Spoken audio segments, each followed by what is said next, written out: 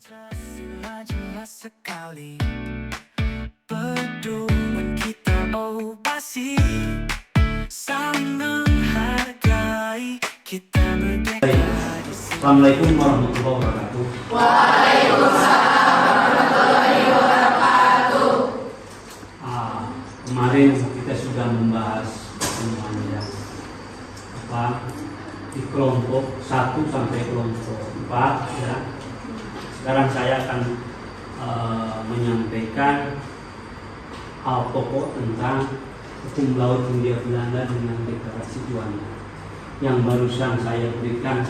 Itu untuk soal PS, untuk dikaji di rumah dan diisi dan bisa dikumpulkan. Nah, ada tujuan saya memberikan mata kuliah pendidikan kewarganegaraan ini adalah untuk memahami, mengetahui, dan menganalisis materi-materi pokok tentang pendidikan kewarganegaraan.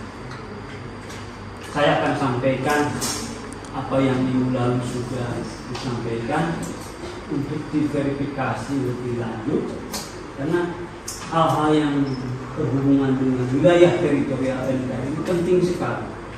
Ya. Pendidikan kewarganegaraan, awal mula pendidikan kewarganegaraan itu adalah bisa membedakan antara hukum laut Hindia Belanda TZMKO 1939 dengan hukum laut Hindia Belanda. Maksud saya teritorial Maritime Agreement Ordonansi hukum laut Hindia Belanda dengan deklarasi Juanda 13 Desember 1957. Sekarang kami dibicarakan mengenai wilayah teritorial. Banyak negara-negara yang bersinggungan, apalagi Laut Cina Selatan itu banyak sekali, dengan Filipina, Guam, dengan Malaysia, Filipina kemarin memenangkan di Mahkamah Internasional dengan Cina, tapi Cina masih juga ngotot. Nah, ini gendongnya negara-negara besar. Ya. Nah, oleh karenanya saya akan menyampaikan, mungkin ada beberapa hal yang akan ditanyakan atau kurang dimengerti. Tapi yang paling jelas, saya akan menyampaikan bagaimana teritorial Indonesia sekarang ini yang digonjang-ganjing, bahkan masalah Cipadan dan Bibitan, PR-nya Orde Baru zamannya Soeharto. Kita kalah, kita keburu-buru, gerusak-gerusuk. Kata Pak Jokowi bilang apa? Jangan gerusak-gerusuk itu apa? Kemarin itu omongannya apa itu? Baju susu apa? Kalau Sundana udah rusuhan. Saya juga dalam berpikiran saya, kok buru-buru diberikan kepada Mahkamah Internasional? Padahal itu ketika zamannya Soeharto belum itu diberikan ke Mahkamah Internasional, karena itu milik Indonesia. Ya enggak? Yang deklarasi Juanda 13 Desember 1957 kepada UNCLOS, United Nations on Law of the Sea itu, pada hukum PBB tentang kelautan, ini keburu-buru oleh Megawati. Kalau tidak salah oleh Menteri Luar Negerinya Pak Hasan Wirayuda, Dr. Hasan Wirayuda ya. Akhirnya kita kalah 1/16. Ya terang saja Malaysia akan menang. Mereka punya syarat administrasi. Ketika tahun 1940 dia sudah punya. Indonesia tidak punya, makanya sekarang penting itu administrasi. Kepemilikan kewilayahan teritorial Indonesia akhirnya dimenangkan oleh Malaysia. Tapi saya sedikit kurang tidak enak ya kalau disuruh dosen kewarganegaraan. Walaupun kita menerima dengan legowo pada akhirnya. Cipadan Bibitan itu termasuk di wilayah provinsi Kalimantan Timur. Saya pernah ke sana. Itu luasnya hanya 10,4 hektar. Itu danau yang paling jernih, airnya bening, dan memang tidak semata-mata orang Malaysia ikut tinggal di sana minta izin.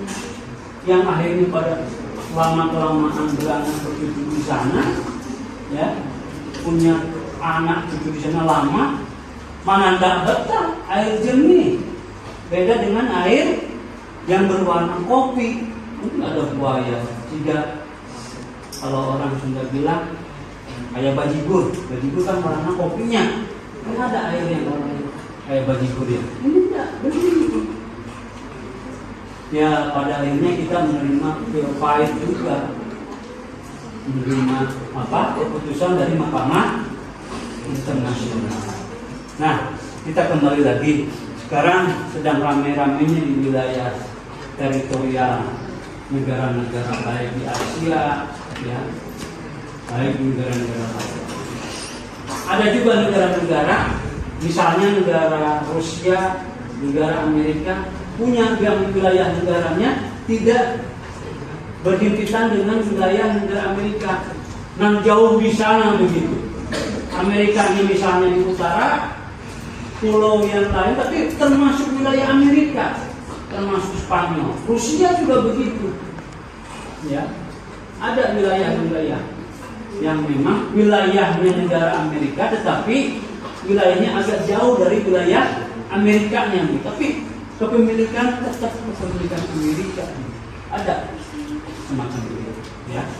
Nah, oleh karenanya kita sudah disepakati di Jamaika, ya, tahun 1982, diikuti oleh 142 negara di Montevideo, Amerika Selatan, begitu kita diterima negara seduan, ya.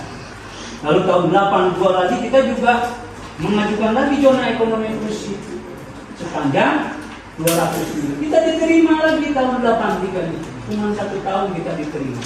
Beda dengan deklarasi Juanda yang 26 tahun kita terombang ambing. Janji iya tapi tetap aja lama, ya. Nah, oleh karenanya kita tidak bisa mengelak dari perselisihan wilayah teritorial. Itu penting bagi kepemilikan teritorial di negara masing-masing. Alhamdulillah Indonesia walaupun ya sedikit kecewa juga ya pada kita masuk ke Malaysia, padahal namanya Malaysia itu numpang hidup di sana. Akhirnya pagar makan tanaman. Ya. Nah, sekarang situasi yang memang kita harus banyak berdoa karena keadaan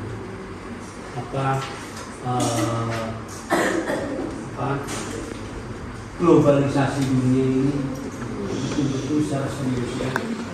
Ukraina dengan Rusia, lalu saudara kita Muslim sedang didolimi oleh Israel, ya.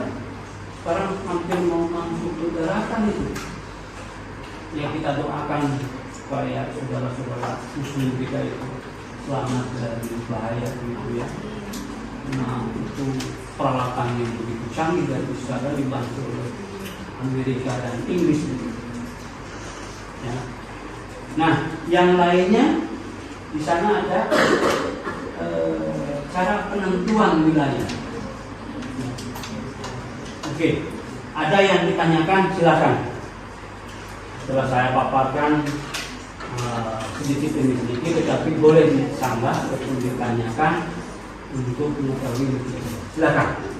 Pak, terima kasih atas waktunya. Sebelumnya saya izin bertanya, mungkin ya belakangan ini banyak beredar berita mengenai Pulau Natuna, ya Pak. Nah, Pulau Natuna yang diklaim oleh Cina. Nah, untuk pertanyaan saya, apakah Pulau Natuna ini secara sah milik Indonesia atau sebenarnya milik Cina? Terima kasih, Pak. Ya, kita jawab langsung saja lah, ya, supaya tidak lupa. Natuna, mersesuar kita sudah ada di Natuna. Bahkan Jokowi juga dengan panglima TNI naik kapal laut, ya, dengan berjaket hitam, itu menandakan dia menantang presidennya langsung datang ke Natuna, wilayah NKRI. Dan itu termasuk 12 nih teritorialnya negara Kesatuan Republik Indonesia. Walaupun Cina dengan berpendapat 9 garis bayangan itu tidak diterima oleh PBB karena tidak ada 9 garis bayangan. 9 garis bayangan apa itu? Itu sih hanya pendapat Cina tersendiri yang memang tidak diakui oleh sah itu. Natuna adalah milik Negara Kesatuan Republik Indonesia dan sudah ada mercusuar, ya, tidak bisa kita menerima, ya. Sah itu 12 mil termasuk wilayah teritorialnya, gitu ya. Silakan yang lain. Ya. Bapak itu bertanya apa aja sih Pak keuntungan dan juga kerugian posisi laut Indonesia Pak? Ya. Tentang keuntungan dan kerugian tentu ada, ya. Yang namanya posisi silang tentu ada ruginya, ada keuntungannya. Kerugian yang paling jelas misalnya masuknya budaya asing yang tidak sesuai dengan dasar negara Pancasila, ya. Lalu adanya misalnya pengiriman narkoba, itu biasanya melewati lautan. Di lautan itu sulit sekali, negara besar pun juga untuk menjaga wilayah teritorialnya juga sangat agak sulit juga, ya. Keuntungannya, ya kita bisa menerima budaya-budaya yang sesuai dengan dasar negara kita. Bahkan ada yang hal positif dari budaya orang luar itu karena rajin begitu, ya. Itu juga termasuk. Lalu transport teknologi itu pun juga sebuah keuntungan. Tapi di balik itu juga ada kerugiannya, ya. Oke, yang lain. Pak, Ya. kan di hukum laut TZMKO itu ada teori res nullius dan res communis. Nah, pertanyaan saya yang dimaksud dengan res nullius dan res communis itu seperti apa? Ya. Terima kasih. Ya, itu di abad 16 itu ada tokohnya itu, ya. Kalau tidak salah dari Belanda. Tetapi itu hanya di abad 16. Ketika kita menginjak di abad 19 ini adalah rejim hukum internasional, ya. Dan setiap negara boleh mengajukan wilayah teritorialnya kepada ANKUS, pada Badan PBB. Walaupun pengertiannya sangat bertolak belakang. Ada res nullius dengan res communis. Res nullius adalah laut tidak ada pemiliknya. Res communis adalah laut milik semua. Coba sama nggak kira-kira yang satu menyatakan kepemilikannya oleh semua negara, yang satu lagi dia diklaim tidak ada pemiliknya. Tolong dikaji di sini, ya. Yang jelas kita beruntung sebagai negara kesatuan Negara Kesatuan Republik Indonesia memiliki teritorial kelautan, ya, yang begitu luas. Ya, inilah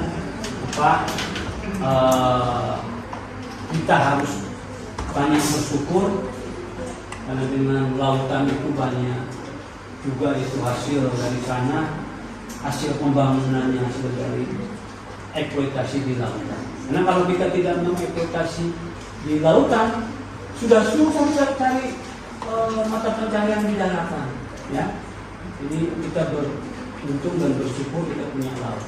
Ada negara lain, Laos, Afghanistan, tidak punya laut, ya enggak, daratan aja semua, tanah pasir. Kalau datang gunung pasir, luar biasa. Tahu kalau badai gunung pasir, di lautan aja udah ngeri, apalagi di daratan macam itu nggak ada. Ya, kalau tentara-tentara biasa, kalau kita tidak pakai alat, wah mata kita rusak. Pasir namanya, ya, menghantam kita. Dan menghantamnya bukan secara kecil-kecilan begitu, dia menghantam pada kita. Kalau tidak pakai alat tidak bisa, ya, kecelakaan. Ya. Nah inilah apa yang saya paparkan. Memang akhir-akhir ini juga begitu, ya. Apalagi dunia tak menentu, ya. Kita sedang ada dalam masalah El Nino, ya. El Nino itu bukan hanya Indonesia saja, seluruh dunia kekeringan, ya. Kekeringan ini serius kita. Apalagi perang Ukraina dengan Rusia, ada negatifnya, ada kerugiannya bagi Indonesia. Tidak masuknya pupuk, kan ini juga menghalangi ketahanan pangan kita. Kita tidak bisa bertani secara optimal begitu, ya. Karena kita diimpor pupuk dari Ukraina, dari Rusia. Ya enggak? Lalu sekarang perang di Hamas, ini juga sama. Bahkan nanti negara-negara lain juga dia tidak lagi memikirkan negara lain. Deglobalisasi. Kalau globalisasi kita ada satu kegiatan nyambung dengan negara lain. Nanti sebaliknya deglobalisasi. Yang ngurus negaranya sendiri, ngapain mesti ngurus negara lain? Ngapain kita bantu negara lain? Toh kita juga sedang dalam kesusahan? Tidak, itu akan timbul. Makanya saudara sebagai mahasiswa calon pemimpin bangsa harus tahu masalah internasional. Bahkan masalah nasional itu juga harus tahu. Apalagi sekarang pemilu akan datang, ya. Saya mewanti-wanti, kamu beda pilihan, nggak boleh kamu berangkat. Ya enggak? Toh pacar juga berbeda-beda ya. Ini mendapetin orang Ciawi, ini mendapetin orang Salawu, ini mendapetin orang Afrika, ini orang Amerika. Beda-beda apa? Kamu mau pilih Anies, pilih Ganjar, pilih Prabowo, oke lah, ya. Nggak boleh kamu dalam satu kelas, apalagi satu fakultas intern, gara-gara hanya berbeda berbeda politik, kamu berantem, nggak boleh. Saya bebaskan, kamu pilih Ganjar, oke. Pilih Anies, ya. Pilih Prabowo, pek. Maksud saya, ya begitu. Silahkan gitu, ya. Awas, saya nggak mau kamu. Misalnya yang ini pilih Ganjar, yang ini pilih Anies, pada berantem. Si itu memilih Ganjar, ya. Semuanya baik. Ya. Kita di negara demokrasi yang dijunjung tinggi dan itu hak asasi setiap orang untuk memilih calon pemimpin bangsa yang akan datang. Mudah-mudahan pemilu Indonesia berjalan dengan baik, ya. Jujur, adil, ya. Walaupun ada sedikit tantangan, ada hambatan, ada gangguan, supaya kita bisa juga mengendalikan keamanan secara optimal, ya. Ada lagi yang tanyakan, silakan.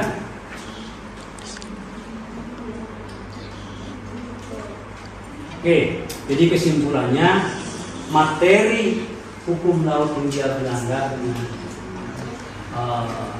teritorialnya NKRI sekarang, apa yang dinamakan dengan Deklarasi Juanda 13 Desember 1945 ini, itu adalah teritorialnya Negara Kesatuan Republik Indonesia.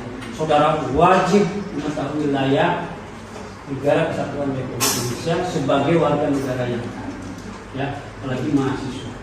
Nanti kamu jadi camat. Bisa saja kamu tidak jadi perawat, ada perawat, ada dokter jadi bupati, ya, bupati Garut. Ya, Budi Gunawan siapa? Dokter itu bupati Garut. Jadi ini harus tahu, karena ini wilayahnya NKRI. Anda sebagai warga negara yang baik, ya tahu wilayahnya NKRI, ya enggak? Nah, ya. Nah, ini di aula Fakultas Ilmu Kesehatan, ya. Saya senang Anda mendapatkan materi yang memang di luar dari mata kuliah keperawatan. Karena ini mata kuliah umum. Kalau mata kuliah umum ini sama, mau kedokteran, mau pertanian, mau keguruan, sama sebagai wawasan atau pengetahuan. Dan ini mata kuliah wajib, ya, termasuk pendidikan agama, Pancasila, bahasa Indonesia, dan pendidikan kewarganegaraan. Ya. Bagaimana tujuan pendidikan kewarganegaraan? Yaitu mengandalkan mahasiswanya untuk menjadi warga negara yang baik dan cinta tanah air. mempunyai rasa bela negara, mempunyai kemampuan awal bela negara. Ini yang paling terpenting, ya. Jadi kamu punya cinta tanah air itu bukan hanya misalnya membeli barang-barang hasil produk Indonesia, bukan. Tetapi kamu melakukan tindakan hal-hal yang positif, ya, yang memberikan dukungan dan kekuatan ketahanan wilayah, ketahanan individu. Ini yang menjadikan dasar daripada kepentingan nasional. Kalau semua kepentingan individu, kepentingan individu, kepentingan individu, kepentingan individu, kepentingan individu, semua betul kepentingan individu kuat, kepentingan wilayah juga akan kuat, kepentingan nasional juga akan kuat. Tapi kalau ketahanan individunya bobrok, ketahanan individunya lemah, ketahanan individunya ya apa ya, tidak menentu, bagaimana ketahanan keluarganya, bagaimana ketahanan wilayah, bahkan ketahanan nasional juga akan bobrok, ya. Oleh karena itu, mari sebagai warga negara yang baik, sebagai saudara diandalkan dari bangsa dan negara, karena tujuan pendidikan itu Anda bisa diandalkan sesuai dengan profesinya masing-masing. Anda diandalkan oleh negara. Anda sebagai perawat yang profesional, ya. Sebagai kebidanan juga sama profesional dalam bidang kebidanan, ya. Ini yang paling terpenting. Jadi kita berbicara tentang bela negara itu identik dengan ketahanan nasional atau ketahanan individu, ya. Ada dua kekuatan, kanan kiri, ya. Di sini hal negatif, di sini hal positif. Yang negatif berisi HTAG, yang kanan berisi keutuhan dan apa? Ketangguhan dan keuletan. Ini beradu, mana yang kalah itu yang akan menjadi bobrok sebuah negara. Tapi kalau ketangguhan dan keuletannya kita menang, insya Allah kita survive kota negara. Buktinya kita saat tahun 97 krisis moneter kita bisa lalui dengan baik, ya enggak? Krisis moneter itu ya sama dengan devaluasi, bank-bank pada tutup, perusahaan besar pun juga pada bangkrut. Yang masih maju sekarang adalah pedagang kaki lima, yang roda itu sampai sekarang dia masih bisa jual. Alhamdulillah kita masih bisa bersyukur. Kita wajib bersyukur bahwa NKRI masih tetap tegak lurus. Kita tidak lagi mengapresiasi kalimat Prabowo bahwa 2030 Indonesia akan hancur, akan tiada. Tidak. Indonesia sepanjang masa sampai kapanpun harus berdiri tegak. Jadi tidak ada 2030 Indonesia akan hancur, Indonesia akan bobrok atau tenggelam. Indonesia tetap harus berdiri tegak, keberlangsungan NKRI sepanjang masa. Ya, tentu ya Bung ya. Ya. Ya enggak? Ya. Oleh karenanya sekali lagi lah ya, mudah-mudahan perkuliahan ini memberikan memberikan motivasi. Kamu nggak boleh gampang putus asa, ya. Putus asa itu tidak baik untuk Islam. Gara-gara putus pacar, putus asa. Kamu harus tegar. Saya senang kalau melihat mahasiswa keperawatan itu tegar, habernagen, kata orang Jerman. Ada tantangan, ancaman, gangguan, masih kau berdiri tegak. Putus pacar itu nomor sekian. Kamu berdiri tegak, kuliah selesai, lalu bekerja menjadi PNS atau pegawai negeri swasta, tidak jadi masalah. Yang masih kita bisa melalui dengan baik, ya. Sekali lagi, saudara harus saben nanti.